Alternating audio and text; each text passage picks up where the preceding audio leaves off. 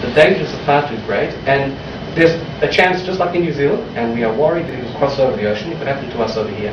So therefore, over the years, every time this ugly thing rears its head and pokes its finger at us and says, "Hey, you," what we have done is we've dealt with the issue, and there was a moment of tenseness, and then, thank God, we managed to overcome. But the authorities have, in my opinion, very wisely chosen not to engage head-on.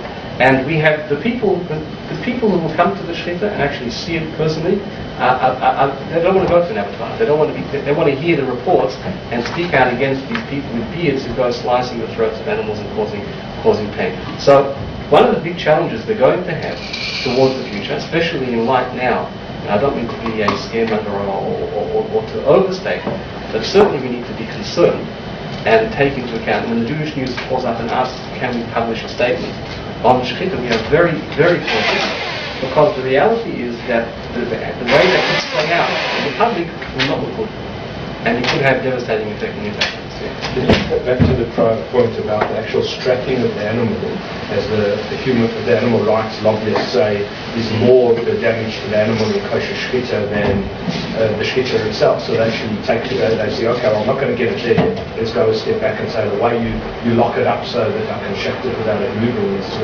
any commercial slaughter of animals needs to be in a restrained capacity, not just kosher. So again, that's not true. In order to, an animal has to be restrained at the time of slaughter, because otherwise it just won't work. Same with the shechita. So again, people pick and choose what they want to say. You don't get the full story. It's not a comfortable thing to talk about, but it certainly is a challenge, and it certainly is an issue that we need to consider towards the future. That's inversion thing in Australia, isn't it? What's that? The inversion thing. No, it's against the law.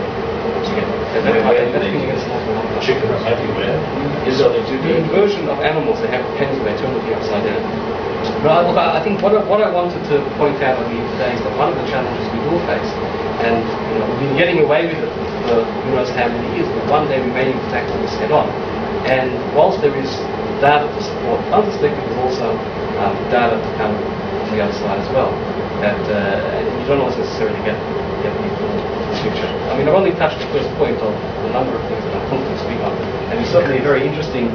It's very interesting, only because people don't really know a lot about shechita. They don't necessarily want to know. We have very few shoftim, and the rabbis have come down to observe and participate and take responsibility for it.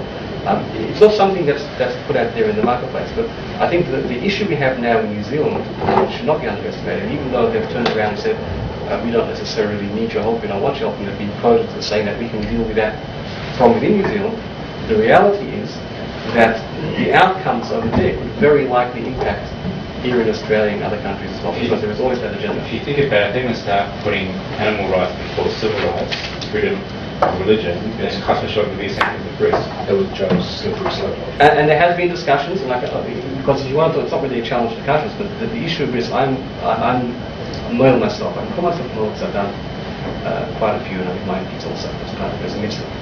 But I learned Miller, and I've practiced it a few times, and I can tell you that we actually set up a committee of Miller to discuss professional development, so we can teach from doctors how to be, how chas v'shalom, the child shouldn't get infected, and how to make sure that you've got safe practices around preparation of instruments and tools and other bits and pieces. But from time to time, you get a jab in the ribs saying, hey, why are you making a decision for this child? The child should be able to make that decision. It's their right, and therefore you should, parents, and from time to time it does come up, and we manage to control it on the basis of civil rights and the basis of religious freedom.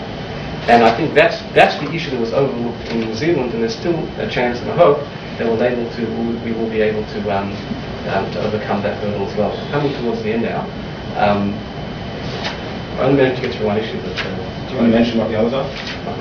I mean, one thing is one should realise that none of these issues are new, even in Australia. I think 80 years ago, this whether to shecht or not was an argument put to the governments.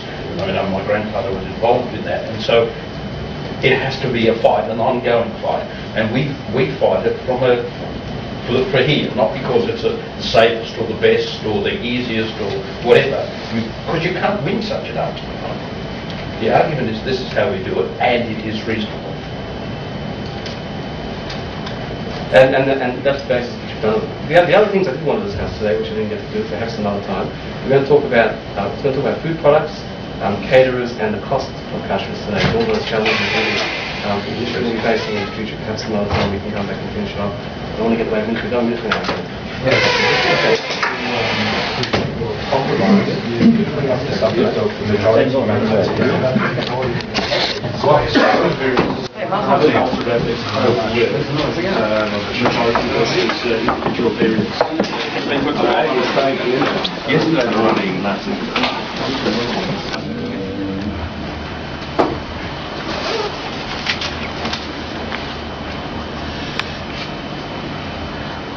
Let's go to the Nemahaska.